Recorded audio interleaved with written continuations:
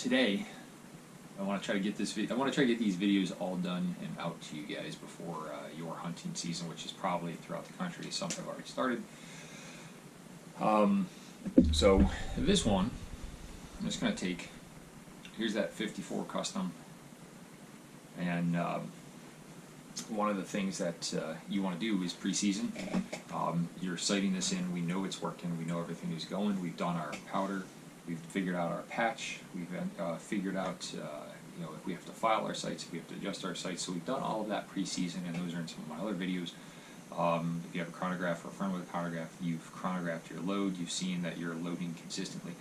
And that's a tool with a chronograph. I posted to a Facebook group, which I'm not on Facebook much at all, but I posted once a video to Facebook, and I think Travis, who watches these, was in the same Facebook group, and I posted it, and this moderator who created his page made a negative comment about something, and I made a comment. I was like, look, the chronograph, and I think he said something to the effect of, too many people focus on chronograph, blah, blah, blah.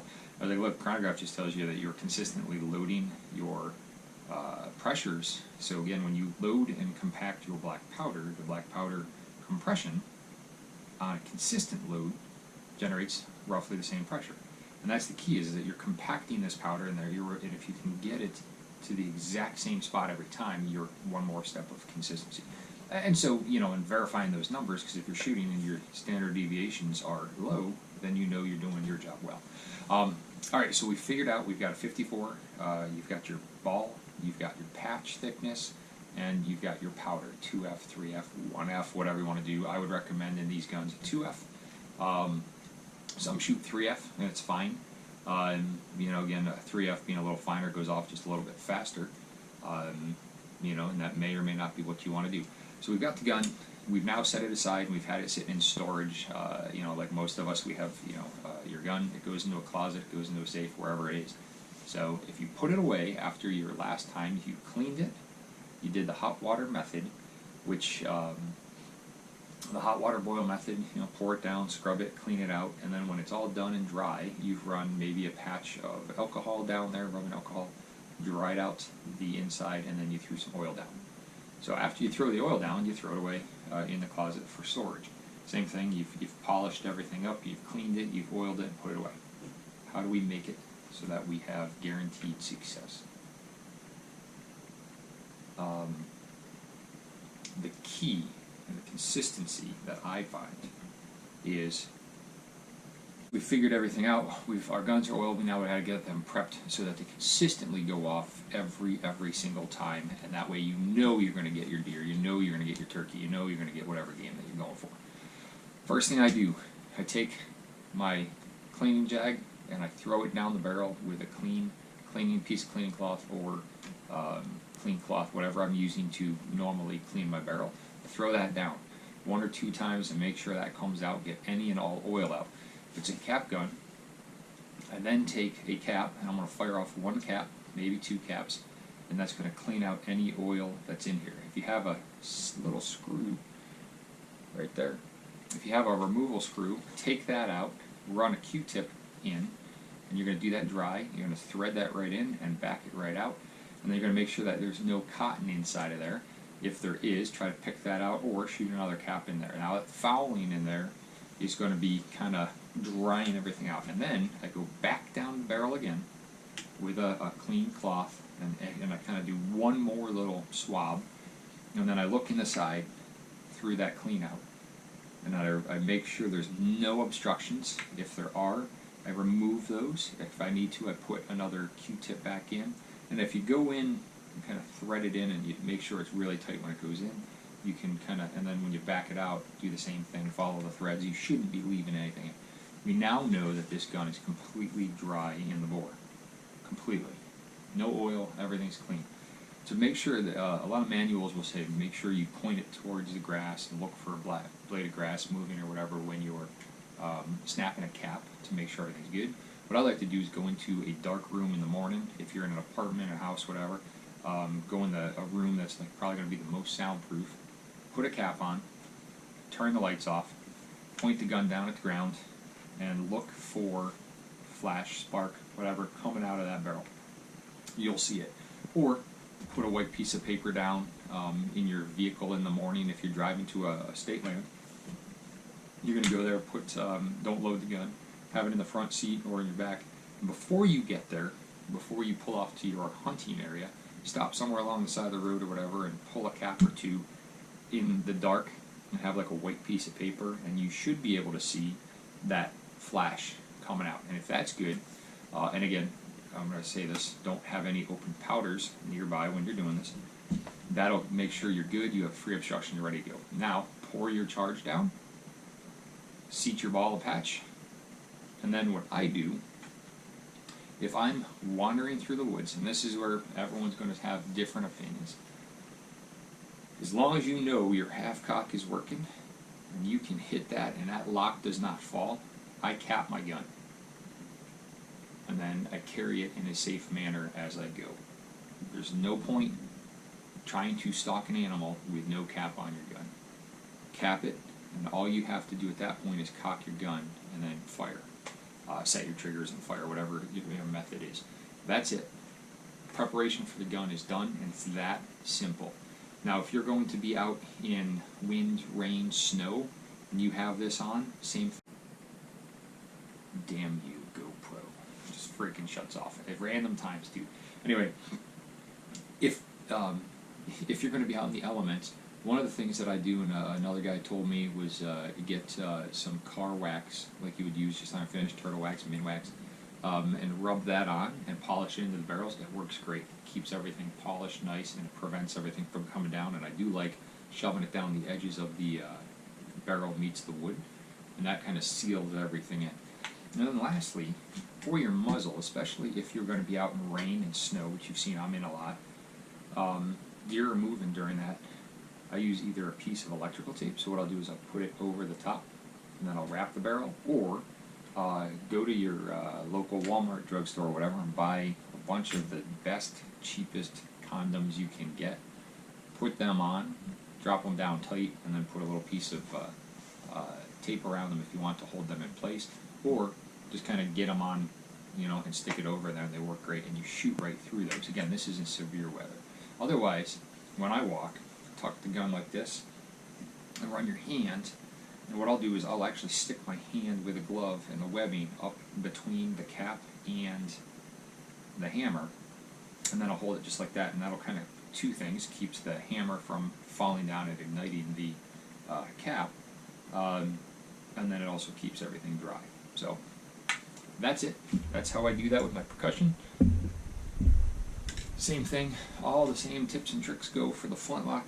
The only difference is that if I'm going to be walking through the woods, and again, this is assuming that you are, you've done all your preseason scouting and everything, I'm going to charge my pan prior, just like snapping a cap, and I'm gonna shoot this off twice, 1 or 2 times, get a nice char in there.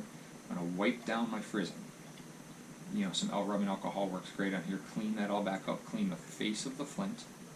Clean the bottom and the undersides. Check to make sure that your flint gap on where you're going to be when it closes, make sure everything's functioning. But I shoot 2 off just like a cap, and that kind of cleans out the chamber, and then I ram back down through, get all the char, and then I come in and I vent pick that side. And that vent picking, and I just make sure everything is cleaned out and I can see down in there. Then I go ahead and load up the gun as usual, and then I put a cap on. Now they do make these calves knees and things that go around there. There are frizzen pieces of leather that you can drop down, especially if you're walking. Those are actually really handy and quick. You drop them down over the top, and if you see a deer, you just flick it off, cock, and go. I typically do the same thing that I was doing with the percussion when I'm walking. I usually, either put my finger through like this, kind of hold it in place, and then that way, I know everything's safe, and I can also put a thumb right on the pan, or the frizzen, which holds it down onto the pan, making sure that my powder is there. Wherever I get to, I then kind of can double check, open up, make sure I cool and tap, make sure everything's good, loose, ready to go, and all I gotta do is cock the gun and shoot. That's it. So gun preparation is as simple as that, and those little basic tips about keeping it clean, make sure the oil is snapping ahead of time, allows it so that these go bang. And that is it. I'll show you now one of the modern iterations what I do with my inline. I have not shot any deer with it yet, just because I shoot them with these other ones, but one of these days I will probably do it just to see how it does. Alright, and lastly, when it comes to inline muzzle loaders. Now, some people, these are real muzzle loaders. Some people say it's cheating. Tell you what, I actually shoot this gun far worse than I shoot my other ones, even with a scope. And this one had a lot of trials and tribulations, and I may maybe do some videos on this. This is a Traditions G4 Pursuit G4. I put my go-to cheap scope was a scoped combo package, and the scope actually sucked. The mount that came with it too is just a flat pick rail, you know, our Weaver base style, and I'm trying to think. This is a Dead Nuts that I went out and ordered, part number 11042. I got it in stainless to match, and then this is a Bushnell 339 Dusk to Dawn banner scope. I've got Leupold, Night Force, are my two expensive brands of scopes. I have multiple higher end Leupolds. They are phenomenal. They're great on my long range guns. They're great on my hunting guns. But the Bushnell Banner Dusk to Dawn for $80. Holds 0. I've shot them off of a 12 gauge. 28 rounds one time in a session, 0 in it. Worked fine. And they hold the 0, and I'll tell you what, this is the best bang for the buck in scopes, in my opinion, that you can buy. Don't waste your time on Simmons, that Conus cheap stuff that comes with these guns. I would recommend, if you want an inline or any scope, look into the Banner series. The glass is consistent; they don't fog up. I've had guns lean, fall, you know, hit trees. I've fallen in the woods and fell on a gun before, tripping. Again, shit happens. So I had the hardest time getting this thing on paper consistently, and so it was the flat wrap pick mount that came with this was just not secure. Probably needed lapping and polishing. So I went out ordered the Dead Nuts, put that on. It mates perfectly, and then I re-zeroed this, and you know, at 50 yards. And this is a light gun, which is awesome for carrying in the woods.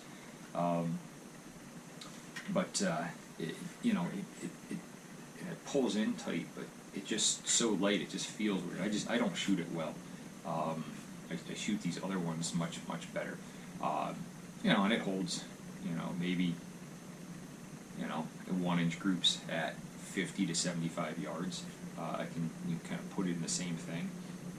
But you know, the ammo for these just don't seem consistent with these plastic sabots that you run down. So let's go over this. What do I do to prep this gun? I clean it like any other gun. The cool thing about these is they've got a brake, and then you unscrew your, I'm sorry, the phone's down here which controls that, and that's where I can make sure this is actually still working. We got you. There's a little hole. There you go. Let's see if we can. There you go. That's your touch hole. Right there. And these take 209 primer caps. One of the big things I would suggest that you do is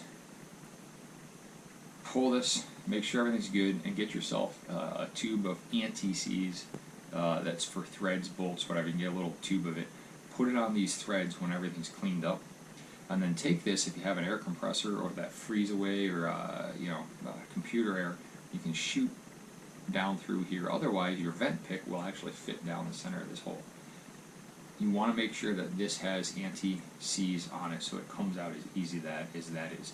So the last time I put this away, everything's clean. There is a little O-ring that seals on here. I'm sure they sell extra ones. I don't have any of them for them. And then if you look down, you've got your, let's see if we can actually see. Right there. No idea what this looks like. Yeah, actually pretty clean. Alright, and that's it. So when you go to load these, what's neat is if for some reason you dry ball these and you forgot to put your powder down, you can actually take the back side off and then just punch everything right through and start over. So they are a little handy in that regard.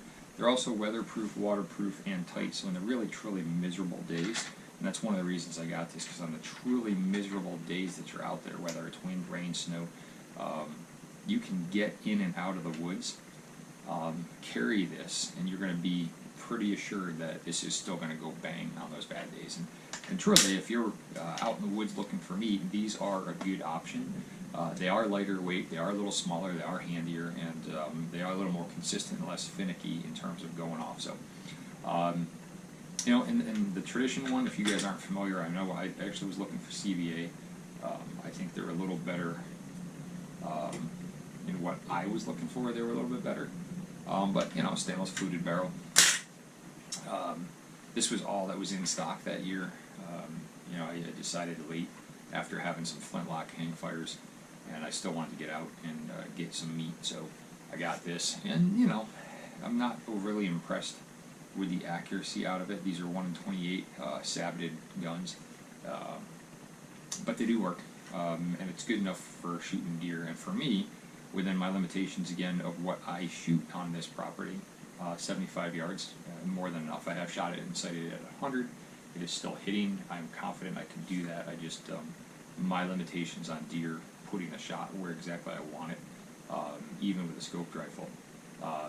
In muzzle loader, that's the key, muzzle loader, my limitation that I set myself is about 75 yards, 100 being the max, and most of my shots I prefer to get in position within about a 50 yard or closer, just to ensure a quick, humane kill. So if you haven't used one of these, I'm going to run you through real fast, just like a muzzleloader. You would start with it clear bore empty, with that plug in the bottom, pour your powder in, and set your sabot in plastic down directly on top of it. These ramrods are a little bit different. They have these unscrewable sides. I actually keep mine slightly long like this, so that you don't have to unscrew them to try to reload. When you drop it back down in, this is a handle so that you can push down. I let go, it's empty, so it falls in. Mine's actually a little bit shorter because I tried experimenting with a patched ball in there. The patch thickness was a little too tight, and it got stuck. So I ended up having to pound it out and then cut this down. So they do work. They work well. They do have a purpose, and you're not, you know, I truly, me personally, I don't know if it's like, it's probably psychological, but I shoot this worse than I shoot my open-sighted ones, which is odd because I shoot scoped guns very well. So anyway, you would load it all up, and then you would put your 209 primer in there, and then you have to take the safety off to cock this gun, a feature I don't like. I mean, I can put the safety back on, but you can't have, you can't cock the gun. So if you're sitting in a stand and you want to cock the gun, you have to have the safety off to cock the gun. You can then throw the safety back on. I would like to be able to cock a gun with a safety on in the event that it slips, falls, whatever, but that's just how they do it. It's just an odd safety. Yeah, so in order to clean that, same thing. I do the exact same procedure as the other ones. I take a clean patch. This time, though, with the breech plug out, I just open it up, unscrew that, and I just throw patches through one way, and then I can go in and clean up the threads, make sure everything is good. You can, and then just holding up that little breech plug to the camera, that shows that it's clear. If you have a clear breech hole like that, you don't need to snap a 209 cap through there if you can see through it. So what I do is I blow through the end, dry everything off, clean it, make sure that plug is good, put a little Q-tip down inside of there, and as long as I can see, put my vent pick through, or guitar wire, really thin wire, put that through, and you're good to go. Pipe cleaners work as well. You can kind of clean that up. And that's it.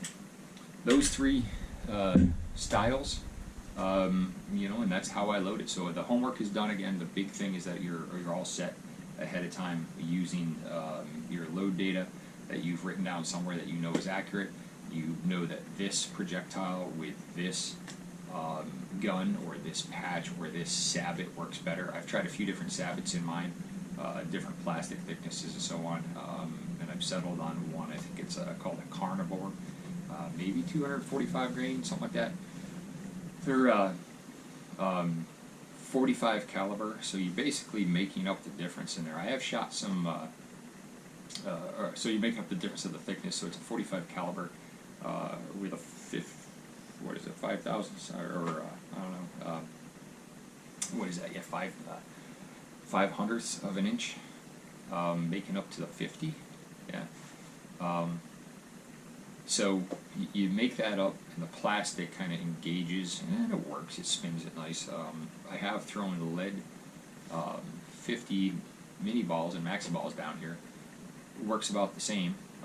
So I may actually go that route in the future. I didn't do any testing with it this year, so we'll just stick with what I do know works. So anyway, hope that works, and that is it in terms of you know, what I do pre-season to make sure that you don't miss the opportunity and you want it to go bang every time. So hope that helps somebody.